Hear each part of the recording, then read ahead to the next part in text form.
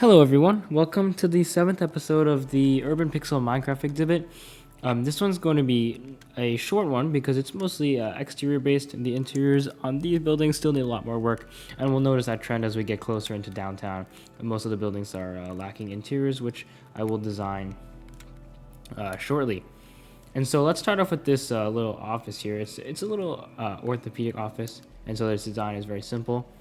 But we do have handicap spots here, which are located closest to the exit. And so we've done this by making blue lines instead of the white ones. A little sign here with two fences, an item frame, and a blue block, and a white line going across like this. And so this is probably a design that I should implement more. But since this is kind of like an orthopedic place, I decided to just make it closest to the exit just for this building. And so this is the interior. It's all very simple. We go to the back side depending on where you need to go. And there's rooms with like x-ray machines and stuff like this. The interior is very simple. Extra room like this. Some machines here. And there's just a lot of rooms like this. But I wanted to talk about the little design that I used here to get yourself into the actual doctor's offices, which is the sliding glass door. And so let's break this down and let's take a look at what's actually happening here, because this is a design that I use in multiple places in the city, and it just really works great. And so first of all, in Minecraft, there's basically a power source called redstone, and there's certain ways you can power up things using redstone. There's redstone dust, a redstone block, and also a redstone torch. And so what I've done here is I've created a line of redstone creating underneath this, and there's a redstone torch behind that block to the side, which is why, I'm a bit stuck. Okay, I had to unfortunately destroy that piston. So let's take a look at what's going on here. So when I step on this panel, it triggers the redstone. As you can see, when I step on it, the redstone lights up down on the bottom. So I step and it lights up like this. So the torch behind activates through this redstone. When I step on the panel, activates the redstone dust. And then the redstone dust, I put an elevated block here so that the dust goes up back one block. And then the pistons will be triggered, all three of them. And so if I were to put the glass blocks in here, the pistons will shoot. So the pistons are basically always activated, which are pushing the glass outwards so that the glass doors are closed. So let's show like a demonstration of this really quick. Let me get my piston because I had to break it to get in. Oh, actually, sorry. We want to use the sticky piston so that the block sticks to the piston every time, even after it moves. Okay, there and there. So we want to make sure that the green is facing this way.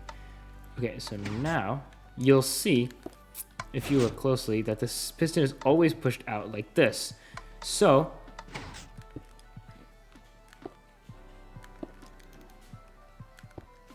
let's fill that all up. So when we step on the when we step on the panel, oh my goodness, why is this broken? Wait, hold on. Oh, I see. I put it in the wrong place. It should be there. There we go. Okay. So now we can see that the piston is always activated, and then it's currently behind this wall. You can see that it's actually pushed outwards, which makes the glass blocks in the middle. And when we step on the panel, they actually deactivate, pushing the glass inwards like so, and that's how the doors open. And so I use this design in a couple places in the city, like that. Okay, so that's perfect.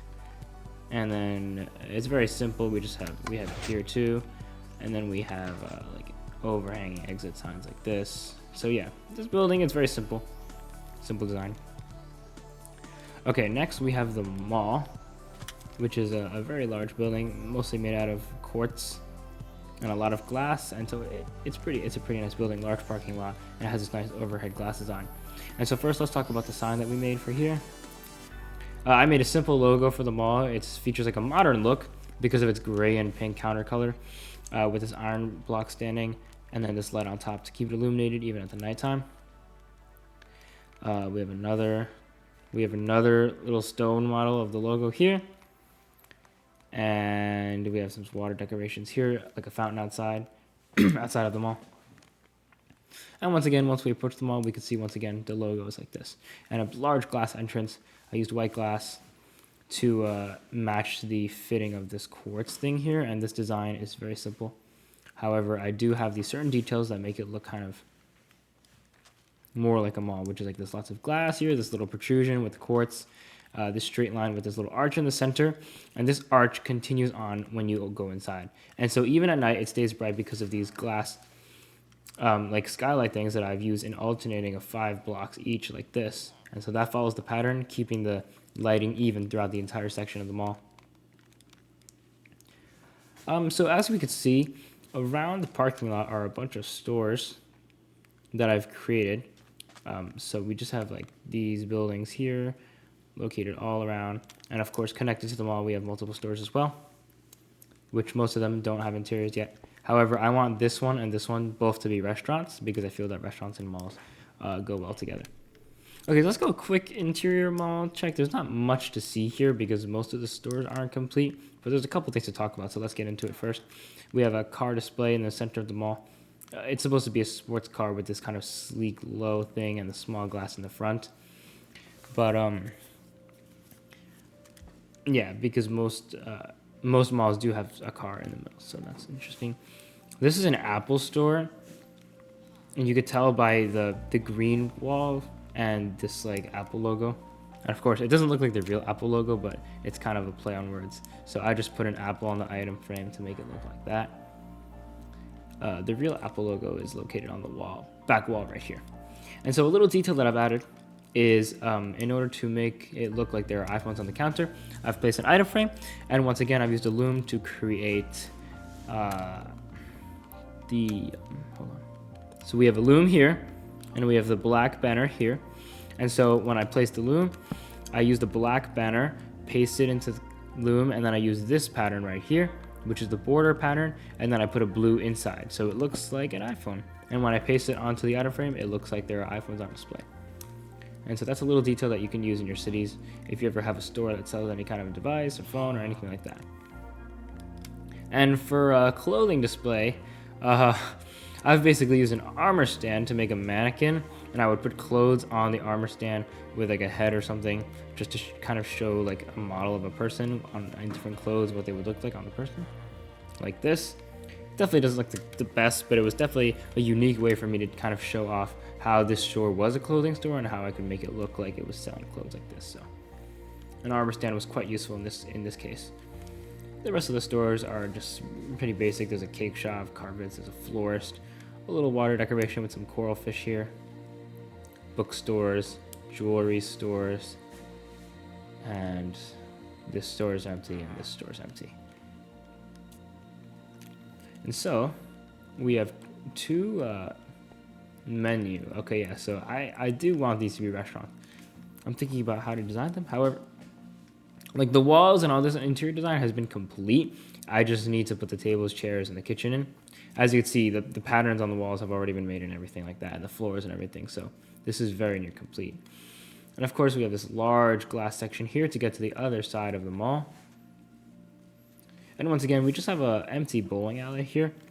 But I just want to show you the little bit of detailing that I created to make it look like a bowling alley for this little bit, just to give myself an idea of how I would continue making this. And so against the wall, we have some bowling balls, and I've used item frames and blocks that look like large circles of different colors to indicate different weights of the bowling ball. We have the bowling alley shelf here with the balls lined up. And of course, we have the gutter, the course, and the pins and paintings in the background. The lighting is not super bright, which is intentional, and I made them 3 different colors using the frog lights.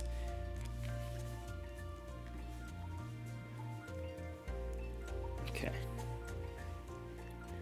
And so, that is about everything for the mall. And while we're at it, I guess we might as well just go over the tennis courts really quick because they're right next to the mall, and this is going to be quick. And so inside we have a little tennis center. I called it the Glendale Tennis Center. And so we have this alternating green and blue floor pattern. This is like Sport Time used to use this floor design in their tennis facilities, but they changed it recently. But I kept it this way because I think it looks really cool. And especially since tennis courts are green and blue, I've decided to use this alternating tile pattern as the lobby. And so we have this basic stuff: tables, chairs, locker rooms, bathroom, vending machines, and the locker rooms located back here. And the tennis courts, I've scaled them to, let me just make a daytime really quick. Okay, so I've scaled them perfectly to the person in one-to-one scales. So the alley would be like one block like this. So this is just about the right size for a tennis court. It's perfect. I could make the tennis center larger. So I could make it another court here, which is already I already have the space to do that. And I could even extend it going out this way if I want to. Maybe I should. Make more tennis court, make a large tennis facility. Yeah, so that is what we have so far. The net was made using cobwebs, which is the same design as the volleyball nets from the previous video. And again, the net cord is made using a white carpet. I made it as thin as possible, and then the white fence on the side. And of course, tennis is my favorite sport, so I made sure I did a good job. Originally, the tennis courts were actually completely off scale. They basically took up the whole length of this, going up and down like that. And I've completely remodeled the entire center. That's why this court's still missing. I've remodeled the entire center to make the tennis courts scaled much, much better than previously. And just like that, we are like one block away from downtown. So we are getting closer. And the next episode, we're going to talk about that hotel over there, which there is a lot to see. The bus stops, some fast food restaurants, and some little development here, which was relatively new. And the way I planned this out was quite nice as well. Oh, look at that. There's a handicap parking. Okay, so thank you so much for watching this video, and stay tuned for the next episode.